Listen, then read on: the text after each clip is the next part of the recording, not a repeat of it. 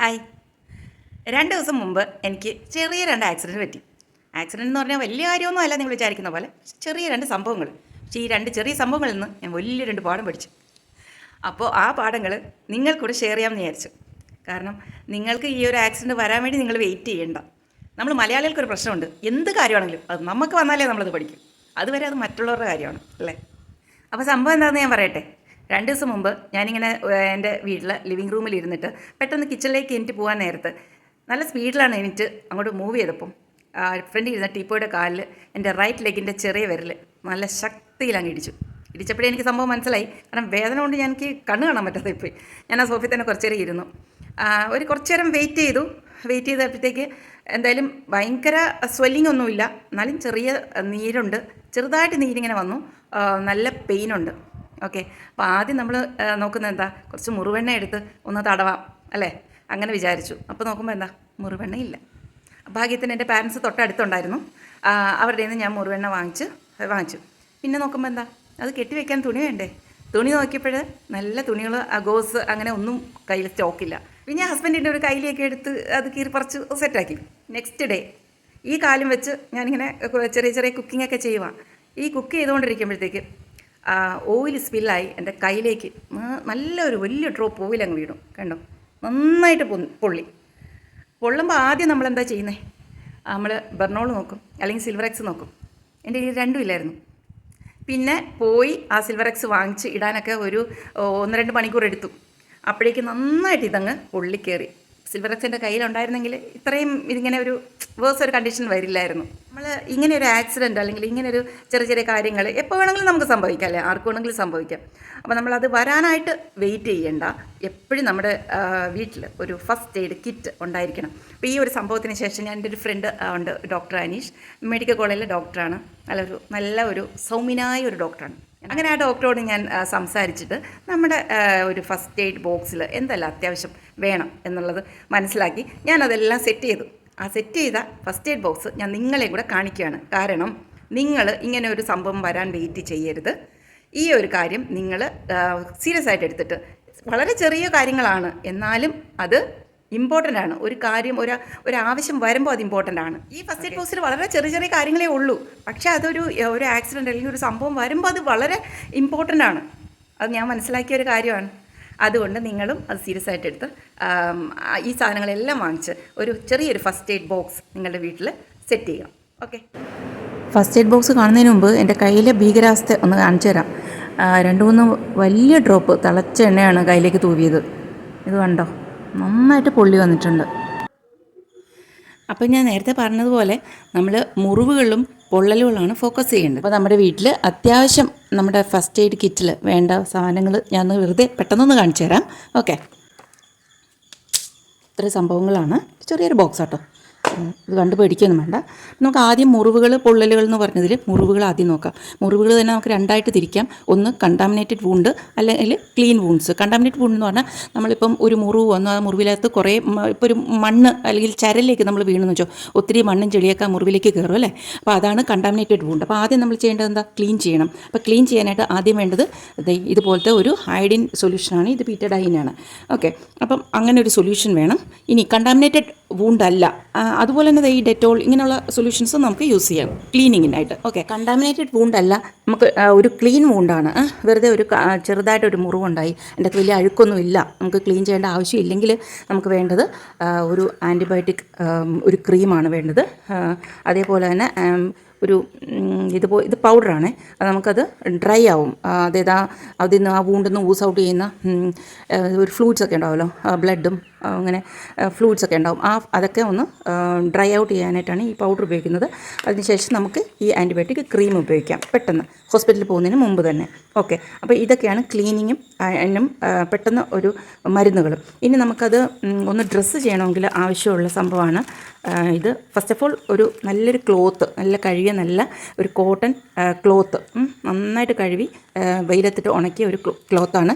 ഒരു കാര്യം ശ്രദ്ധിക്കണം, നമ്മൾ ഒരു പ്രാവശ്യം നമുക്ക് ഈ കിറ്റ് ഇതുപോലെ സെറ്റ് ചെയ്ത് കഴിഞ്ഞാലും ഇടയ്ക്കിടയ്ക്ക് ഇതുപോലെ ക്ലോത്തൊക്കെ നന്നായിട്ട് ഒരു ഡെറ്റോൾ വെള്ളത്തിലിട്ട് കഴുകി നമുക്ക് വെയിലത്തിട്ട് ഉണക്കി ഇതേപോലെ അയൺ ചെയ്ത് പ്രസ് ചെയ്ത് വെക്കണം. ഓക്കെ. പിന്നെ വേണ്ടത് ഇതുപോലത്തെ പല വിധത്തിലുള്ള ഗോസ്, ഇതിന് പറയുന്ന ഗോസ് എന്നാണ്. ഗോസ് GAUSEZ ആണെന്ന് തോന്നുന്നു എൻ്റെ സ്പെല്ലിങ്. ഗോസസ് എന്ന് അറിയുന്ന കോട്ടൺ ഗോസ്. ഓക്കെ, ഇതേപോലത്തെ റോൾസ് ആയിട്ട് കിട്ടും. ഇതിപ്പോൾ ഞാൻ ഡ്രസ്സ് ചെയ്യാൻ വേണ്ടി ഉപയോഗിച്ചതുകൊണ്ടാണ് ഇത് പൊട്ടിച്ചിട്ട്. ഇതാണ് കാലിൻ്റെ അവസ്ഥ. സൂപ്പർ അല്ലേ? ഈ ഗോസ് തന്നെ പല വിട്ടിൽ കിട്ടും. ഇത് ചെറുത്, ഒരു 1-2 എൻ്റെ വലുതുണ്ട്. ഓക്കെ, അപ്പം ഇതാണ് ഗോസസ്. പിന്നെ കോട്ടൺ, നമുക്ക് പഞ്ഞി വേണം. ക്ലോത്ത് നമ്മൾ പറഞ്ഞു. അപ്പോൾ ഇത്രയും കാര്യങ്ങൾ നമ്മൾ പറഞ്ഞു. പിന്നെ അത് വേണ്ടത് നമുക്ക് ഇത് കണ്ടോ, ഇത് മൈക്രോപോർ എന്ന് പറയുന്ന ഒരു പ്ലാസ്റ്ററാണ്. പണ്ട് നമ്മൾ പ്ലാസ്റ്റർ തന്നെ, ഇത് ബ്രീതബിൾ ഒരു ഫാബ്രിക്കാണ്. ബ്രീതബിൾ ഒരു ഫാബ്രിക്കാണ്. ഇത് വളരെ ഫ്ലെക്സിബിളുമാണ്. ഇതിങ്ങനെ നമുക്ക് ഒട്ടിക്കാം, എന്നിട്ട് ഇത് കീറിയെടുക്കാം. കണ്ടോ, ഇതാണ് അതിൻ്റെ പ്രത്യേകത. ഇത് നല്ലൊരു സാധനമാണ്. നമുക്ക് എപ്പോഴും ഫസ്റ്റ് എയ്ഡ് ബോക്സിൽ വെക്കാനായിട്ട് ഒരു നല്ലൊരു സാധനമാണ്. ഇതിൻ്റെ എൻഡിൽ എപ്പോഴും ഇതുപോലൊരു സാധനം ഇങ്ങനെ ഒട്ടിച്ച് വെച്ചിട്ട്, അല്ലെങ്കിൽ പിന്നെ ഇതിൻ്റെ എൻഡ് കണ്ടുപിടിക്കാൻ പാടായിരിക്കും. അതുകൊണ്ടാണ് ഞാൻ ഇങ്ങനെ വെക്കുന്നത്. അപ്പോൾ ഇങ്ങനെ ഒരു മൈക്രോപോർ എന്നാണ് ഇതിനെ പറയുന്നത്. ഓക്കെ, ഇതിന് യൂണിപോർ എന്നാണ് ഇതിൻ്റെ ഒരു ബ്രാൻഡ്. ഇതിന് ശരിക്കും പറയുന്നത് മൈക്രോപോർ എന്നാണ്. പല ബ്രാൻഡും കിട്ടും. ഓക്കെ, ഇതൊരു മസ്റ്റാണ് ഒരു ഫസ്റ്റ് എയ്ഡ് ബോക്സിൽ. പിന്നെ വേണ്ടത് നമ്മുടെ സാധാരണ ബാൻഡേഡ്സ്, പ്ലാസ്റ്റേഴ്സ് പല ഷേപ്പിലും കിട്ടും. ഓക്കെ, ഇതൊരു ഇങ്ങനത്തെ ഒരു ഷേപ്പിലെ ഒരു പ്ലാസ്റ്ററാണ്. ഇത് സാധാരണ പ്ലാസ്റ്റർ. ഇതെന്ന് പറയുന്നത് വൈപ്സാണ്. Wipes alcohol സ്വാബാണിത്.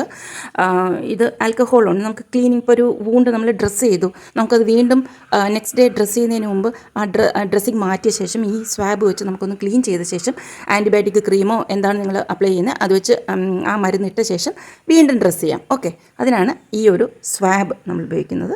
പിന്നെ വേണ്ടത് ഹൈഡ്രോജൻ പെറോക്സൈഡ് ഞാൻ വെറുതെ വെച്ചിട്ടുണ്ട്. ഓക്കെ, ഇനി പൊള്ളലിൻ്റെ കാര്യം പറയാം. പൊള്ളലിന് എൻ്റെ കയ്യിൽ ഇല്ലായിരുന്ന സാധനമാണ് ഇത്. ഇപ്പം ഞാൻ വാങ്ങിച്ച ഇതിൻ്റെ ഫസ്റ്റ് എയ്ഡ് ബോക്സിൽ ആഡ് ചെയ്തിട്ടുണ്ട് സിൽവറെക്സ്. അതേപോലെ തന്നെ ബെർണാളും നമ്മൾ എപ്പോഴും കേൾക്കുന്ന ഒരു സംഭവമാണ്. ഇതാണ് എനിക്ക് തോന്നുന്നു ഇപ്പോൾ കൂടുതലായിട്ട് ഉള്ള സിൽവർ നൈട്രേറ്റ് ജെല്ലാണിത്. ഇത് മസ്റ്റായിട്ട് നിങ്ങളുടെ കയ്യിൽ വേണം കേട്ടോ. അല്ലെങ്കിൽ ഇത് എൻ്റെ കയ്യിൽ ഉണ്ടായിരുന്നെങ്കിൽ ഈ സംഭവം ഇത്രയും പൊള്ളത്തില്ലായിരുന്നു. അപ്പോൾ അത് വേണം. പിന്നെ വേണ്ടത്, മസ്റ്റായിട്ട് വേണ്ടത് ഒരു ഡിജിറ്റൽ തെർമോമീറ്റർ വേണം. കുട്ടികളൊക്കെ ഉള്ള വീട്ടിൽ ഇത് മസ്റ്റായിട്ട് വേണം. ഓക്കെ, പിന്നെ വേണ്ടത് ഡോളോ ഇത് 650 ആണ്. ഇത് 650 ഉണ്ട്. ഇതൊരു 500 ഉണ്ട്. എന്തെങ്കിലും ഒരു പെയിനൊക്കെ വരുവാണെങ്കിൽ ഞാൻ അത്യാവശ്യം, ഒരിക്കലും ഞാനങ്ങനെ കഴിക്കാറില്ല. ഡോക്ടറിൻ്റെ പ്രിസ്ക്രിപ്ഷൻ ഇല്ലാതെ നിങ്ങൾ കഴിയുന്നതും മരുന്ന് കഴിക്കാതിരിക്കുക. ഇനി സഹിക്കാൻ വയ്യാതെ രാത്രിയൊക്കെ എന്തെങ്കിലും അത്രയ്ക്ക് പെയിൻ സഹിക്കാൻ വയ്യാതെ തലവേദന വല്ലതും വരുവാണെങ്കിൽ മാത്രം ഞാൻ ഈ 500 ആണ് ഞാൻ കഴിക്കുക. 650 ശരിക്കും നമുക്ക് ടെമ്പറേച്ചർ ഉള്ളപ്പോൾ മാത്രമേ കഴിക്കാവുള്ളൂ. അതും ഡോക്ടറുടെ കൺസൾട്ടേഷനിൽ മാത്രമേ ഇത് കഴിക്കാവുള്ളൂ. ഓക്കെ, കുട്ടികൾക്കൊന്നും ഇത്രയും 650യുടെ ആവശ്യമില്ല. വെയിറ്റ് അനുസരിച്ച് ആണ് ഡോക്ടേഴ്സ് അത് പ്രിസ്ക്രൈബ് ചെയ്യുന്നത്. പിന്നെ മസ്റ്റായിട്ട് ഒരു വീട്ടിൽ സൂക്ഷിക്കേണ്ടതാണ് ഇത് ആൻറ്റി അലർജിക് ടാബ്ലറ്റ്സ്. എനിക്ക് അലർജി പ്രോണാണ് ഞാൻ. അതുകൊണ്ട് തന്നെ ഞാൻ എപ്പോഴും ഒരു സെറ്റിസിൻ്റെ ഒരു ഇത് ഞാനിങ്ങനെ സൂക്ഷിച്ച് വെക്കും. സെറ്റിസിൻ അല്ലെങ്കിൽ അവിലായാലും മതി. അതെന്തായാലും നിങ്ങൾ വെക്കണം. കാരണം ഇപ്പം ഒത്തിരി ഈ ഷെൽഫിഷൊക്കെ നമുക്ക് പറയാൻ പറ്റത്തില്ല എപ്പോഴാണ് ഇതിൻ്റെ അലർജി വരുന്നതെന്ന്. പെട്ടെന്നായിരിക്കും ഒരു അലർജിക് ടെൻഡൻസി കാണിക്കുന്നത്. ദേഹം മുഴുവൻ ചൊറിഞ്ഞ് തടിക്കുക, കണ്ണ് ഭയങ്കരമായിട്ട് ചൊറിച്ചിൽ. അലർജി ആണെന്ന് നിങ്ങൾക്ക് തോന്നുകയാണെങ്കിൽ ഞാൻ പറയുന്നത് പെട്ടെന്ന് തന്നെ ഒരു ആൻറ്റി അലർജി ഒരു ടാബ്ലറ്റ് കഴിക്കുന്നത് നല്ലതായിരിക്കും. ഹോസ്പിറ്റലിൽ എത്തുന്നതിന് മുമ്പ് തന്നെ അലർജി ആണെന്ന് ഉറപ്പുണ്ടെങ്കിൽ മാത്രം. പിന്നെ മസ്റ്റായിട്ട് നിങ്ങൾക്ക് വേണ്ടത് ഒരു നല്ലൊരു സിസേഴ്സ് വേണം. പിന്നെ ഞാൻ വെച്ചിരിക്കുന്നത് ഒരു ഗ്ലൗസാണ്, ഡിസ്പോസിബിൾ ഗ്ലൗസ്. ഓക്കെ, പിന്നെ ആക്ച്വലി ഇതെന്ന് പറയുന്നത് ഇത് ശരിക്കും കണ്ണിൽ വെക്കുന്ന പാഡാണ്. ഇത് എന്താണ് കോട്ടൺ കുഞ്ഞു കുഞ്ഞു റൗണ്ട്സാണ്. അത് ഞാൻ വെറുതെ പെട്ടെന്ന് നമുക്ക് എടുക്കാനും ഒക്കെ ചെയ്യാനായിട്ട് മറ്റേ കോട്ടൺ റോളിൽ നിന്ന് വലിച്ചു പറിക്കുന്നേക്കാളും എനിക്ക് എളുപ്പം ഇതാണ്. ഇത് പെട്ടെന്ന് എടുക്കാം, നമുക്ക് ക്ലീൻ ചെയ്ത് വെക്കാം.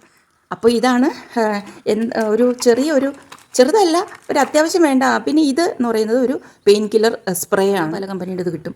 ഇത് കോട്ടക്കലിൻ്റെ ഒരു സ്പ്രേ ആണ്. ഇത് നമുക്കൊരു കുഞ്ഞൊരു സ്പ്രെയിൻ ഒരു ഉളുക്ക് ഒക്കെ വന്നു കഴിഞ്ഞാൽ നമുക്ക് ഒരു സ്റ്റിഫ്നെക്കൊക്കെ വന്നു കഴിഞ്ഞാൽ പെട്ടെന്ന് ഉപയോഗിക്കാൻ വേണ്ടിയിട്ടുള്ള ഒരു സംഭവമാണിത്. അപ്പോൾ ഇതൊരു ചെറിയൊരു ബോട്ടിൽ നമുക്ക് ഈ നമ്മുടെ ഫസ്റ്റ് എയ്ഡ് ബോക്സിൻ്റെ അകത്ത് സൂക്ഷിക്കാം. ഓക്കെ, അപ്പം പിന്നെ നിങ്ങൾ മസ്റ്റായിട്ട് ശ്രദ്ധിക്കേണ്ടത് ഇതുപോലുള്ള ഇതിൻ്റെ എക്സ്പയറി ഡേറ്റ് നിങ്ങൾ മസ്റ്റായിട്ട് ഓർത്ത് വയ്ക്കുക.